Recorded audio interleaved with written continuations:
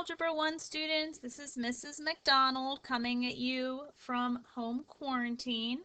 I hope last week went well for you. This week we're going to focus on section 6.2, which is another way to solve systems of equations. We're going to talk about substitution today, but before that, we're going to do a little warm-up, just reviewing how to check your answers for a solution. So remember, if we're looking for solutions to a system, we want a point that works in both equations. So if I want to see which one of these points works in this equation, I can just start plugging them in. So let's say I want to check answer choice A. The first part of any point is the x, the second point is the y. Let's check it in my first equation.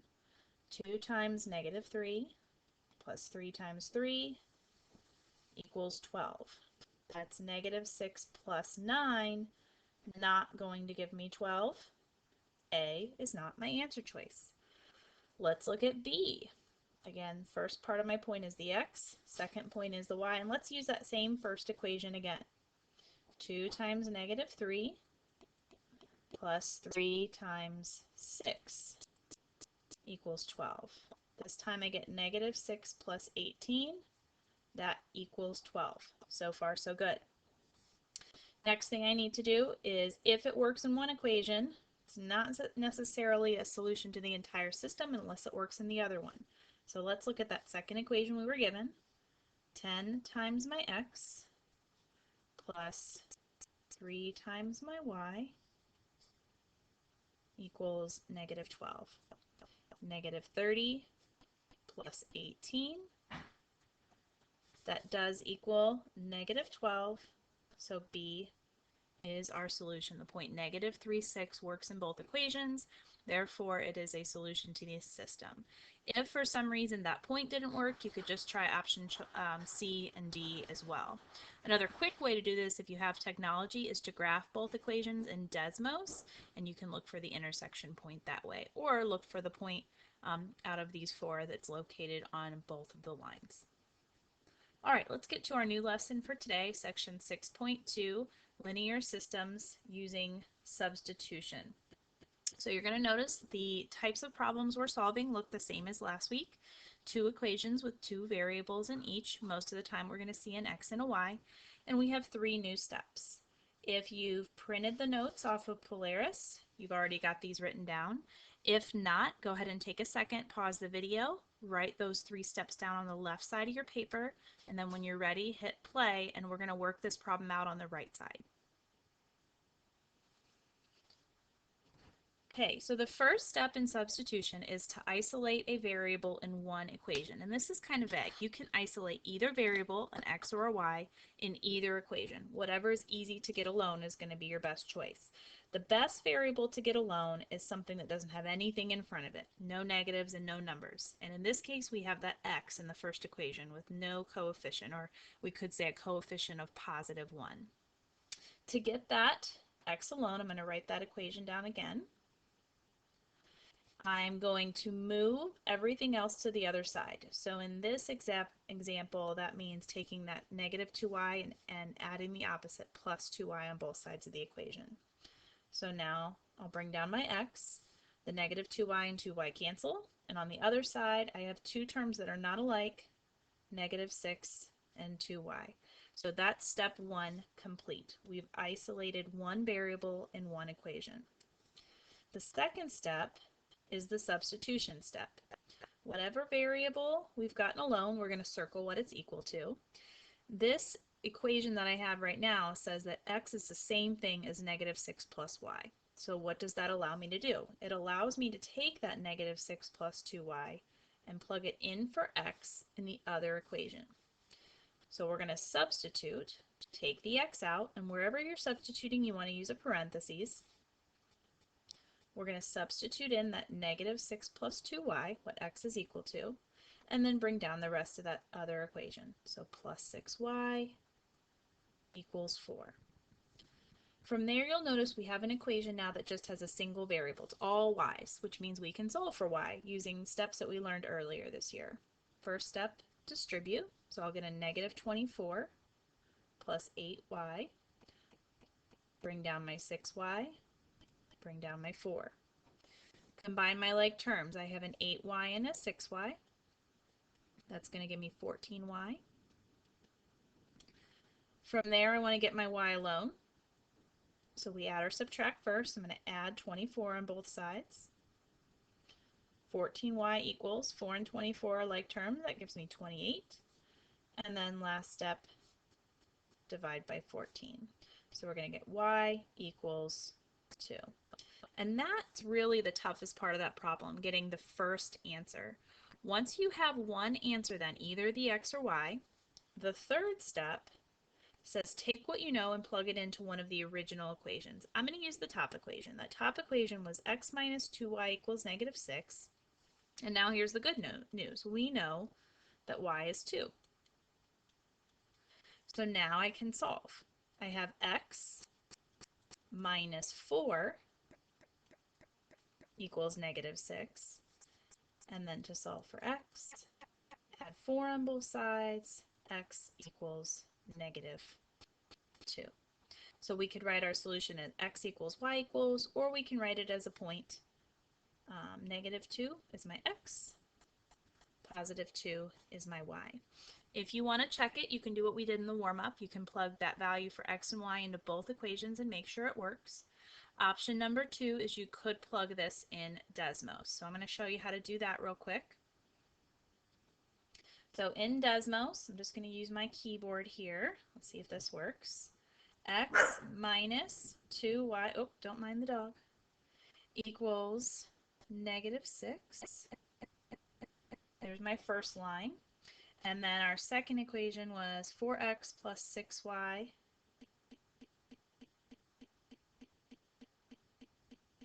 there we go, equals 4 was that last number. And remember what we learned last week is we're looking for the intersection. So in Desmos, you should just be able to click on it. If I click on where those two lines meet, negative 2, 2 is my solution. So it's a great, easy, fast way to check it. Let's try another one. Solve the linear system. Y equals 3x plus 2 and x plus 2y equals 11. First step is we want to isolate one variable in one of the equations. So it looks like in this one, my y in that first equation is already alone. There's nothing added, subtracted, multiplied by it. Everything else is already on the other side. So that first step is already done for us. Y is alone. It's equal to 3x plus 2. The second step says take what that variable is equal to and plug it into the other equation for that variable. Y is the same as 3x plus 2, so we're going to take the y out. We're going to put 3x plus 2 in its place. So bring down my x plus 2, take y out and insert a parentheses, 3x plus 2 in its place, and then equals 11. Now we've got an equation with all x's. Let's solve for x. Distribute the 2 in. X plus 6x plus 4. Add like terms. I have a 1x and a 6x. That's 7x. Move the 4 to the other side. We're going to subtract 4. So 7x equals 7. And then divide by 7. Divide by 7. X equals 1. So there's half of my answer. And that's my step 2. My step 3 is take that solution, plug it back into one of the original equations, and solve for the other variable. So let's say we go back to that top equation again, and you have a choice here. You could use either one. It was y equals 3x plus 2, but now I know that the x is 1. So let's plug that in. 3 times 1 plus 2, you could probably do that all in your head. 3 times 1 gives me 3, plus 2 gives me 5. So my solution, if I write it as a point, my x is 1, my y is 5. And remember, a great way to check this, plug those two equations in Desmos and look for that intersection point.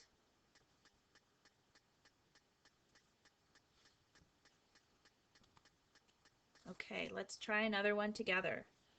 First step, let's get a variable alone. So if we look at our 4 variables, 3x, that's got something in front of it. I don't love that. I have a y. Oh, that one looks good. There's nothing in front of it, just a positive 1. So that's a good one to get alone. So let's write that top equation down.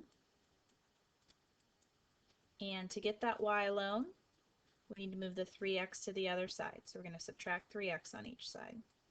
Y equals -7 minus 3x.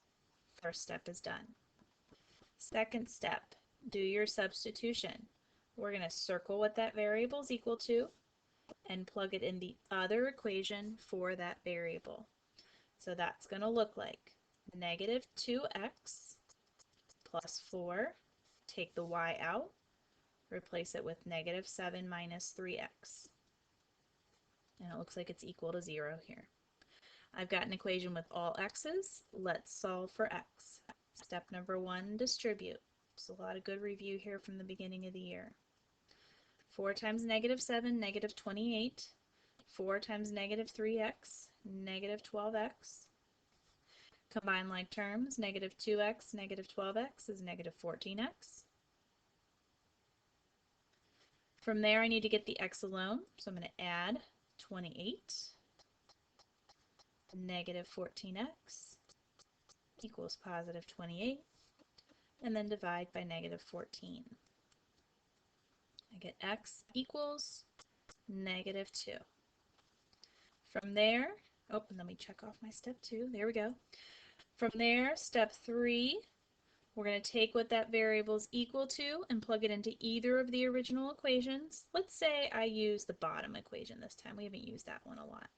So -2x, and this time I know the x, -2, plus 4y, I don't know what y is, equals 0. So now I have a +4 plus 4y equals 0. Subtract 4 on each side. 4y equals -4, and then divide by 4. I'm going to get y equals -1. So there's my solution, and if I write it as a point, x first, y second, -2, -1 would represent the solution or the intersection of this system of equations. Remember, a good way to check it is type it in Desmos.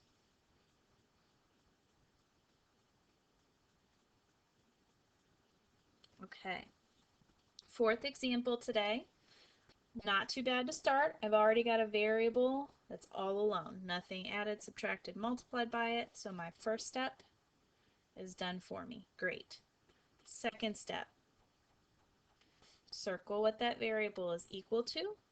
Plug it in for that variable in the other equation. So that's going to look like -6x plus 3 times. I'm going to take my y out, put 2x minus 4 in its place, equals -12. Let's solve for x. Distribute. I get 6x minus 12. Combine my like terms. I have a 6x and a -6x. Those actually cancel. Give me 0x. So I have -12 equals -12. Uh-oh. I have no variable left, and I've got this statement where two numbers are set equal to each other.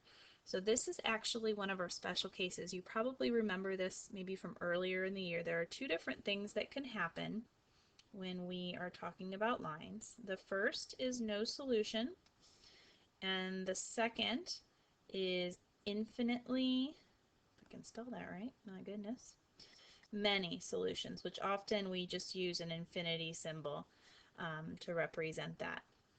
Infinitely many solutions is the one I'm going to start with here. This is where you have a true statement, so a number equals itself. Our statement is true. -12 equals -12. So in this example, we have infinitely many solutions. Now I want to show you what the no solutions would look like. So this is just kind of a side note. This is not the answer to this problem. It would look like a false statement. For example, 0 equals 7. 0 does not equal 7. False. Now what does that mean when we're talking about systems of equations? It means we have, if we're no solution, parallel lines. So that's actually how you would check your answer. You'd graph it and see if you have parallel lines or lines that have the same slope, the same m value. Our example that we were working on, where you have infinitely many solutions, is where they are the same line. So if you graphed these two lines, it would actually look like a line on top of itself, which means they're always intersecting, so we have infinitely many solutions. Now, again, the no solution parallel lines, there are no intersection points. That's why we say there's no solution. So let's go ahead and take a look at that in Desmos real quick. Get rid of those ones that I had. So my first equation was y equals 2x minus 4. There's my first one.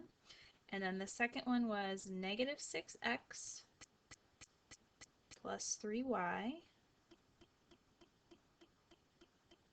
equals, was it 12 or negative 12? Negative 12. And you can see there, I've got, it looks like a ton of points.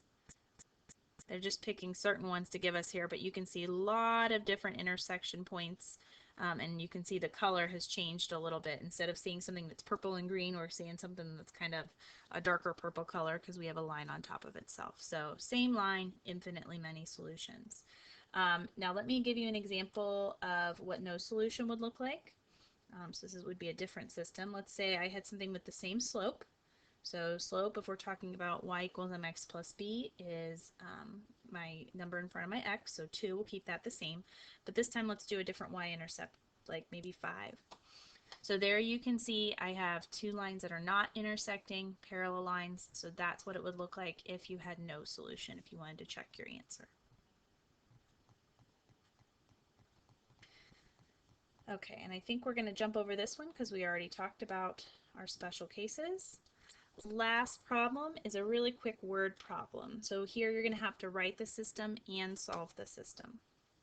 So a restaurant has a breakfast taco, and the cost of that breakfast taco and a small glass of milk is $2.10. The cost for 2 tacos and 3 small glasses of milk is $5.15. Which pair of equations, and we're just going to say, instead of which pair, we're going to say write a pair of equations that can be used to determine x, the cost of a taco, and y, the cost of a glass of milk. And what's nice here is they've already given us the variables. So whenever you're writing this down, remember you want to write the important information down. Number 1, what do our variables represent? What are we solving for? X is a taco, a breakfast taco. Y is a glass of milk. So here's what we're given. We're given 2 totals, and we've set up problems like this before. The first total is $2.10. The second total is $5.15. When you're writing a system, each equation should have 2 variables in most cases. So our first sentence says the cost for a breakfast taco and a small glass of milk, so one of each, is $2.10. So we're just going to say 1x plus 1y equals 210. The second sentence tells us that 2 tacos and 3 small glasses of milk cost $5.15. So if we just want the system, this is our answer. 1 taco and 1 glass of milk are $2.10. 2 tacos and 3 glasses of milk are $5.15. Now let's say we want to solve that with substitution. It looks like in that first equation, it's going to be pretty easy to get either the x or the y alone. Let's just say we want to get the x alone. So I'm going to move the y to the other side. That'll be 210 minus y. That's my first step. Second step, circle what your variable is equal to, plug it in the other equation for that variable. So 2 times 210 minus y plus 3y equals 515. Let's solve for y. Distribute. 2 times 210 gives me 420 minus 2y plus 3y equals 515. From there, combine my like terms. I have a negative 2y and a 3y. That gives me 1y, or just y, equals 515. From there, to get y alone, I'm going to subtract $4.20. That's going to leave me with y equals, and you can do this part in the calculator if you need to, 515 minus 420 is going to give me 0.95 or 95 cents. So that's how much a small glass of milk costs. Now, if I want to go back, I could always maybe go back to the first equation and say, well, if I know a small glass of milk instead of y costs 95 cents, 0.95, you could always work backwards and figure out how much a taco costs, which would just be, if they add together to 210, 210 minus 0.95. And again, you could do that in the calculator.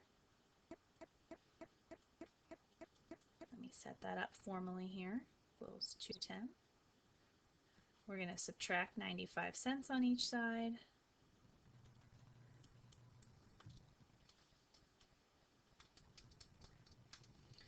And I get $1.15. So if I were going to write out the answer here, we like to put these in words if we can. Taco costs $1.15 and milk costs 0.95 cents. But again, something you could find in Desmos, find a solution, an intersection point if you want to check it. Okay, that is the end of the lesson for today. You can either do this now or wait for tomorrow. Technically, Tuesday's assignment for you guys is going to be to work on the bunny worksheet that you see in Polaris. It just says section 6.2 homework worksheet. You need to either print that worksheet or you need to do the problems on a separate sheet of paper. And then you'll see in Polaris there's a assignment that says submit a photo of your 6.2 worksheet here, and that's going to be due, let's put that on here, by Tuesday, which is, what is Tuesday?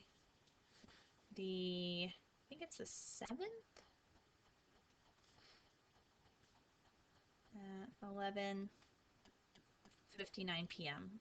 Uploading a photo of that. Please make sure you show all work for this worksheet. You need to show how you are solving using the substitution method.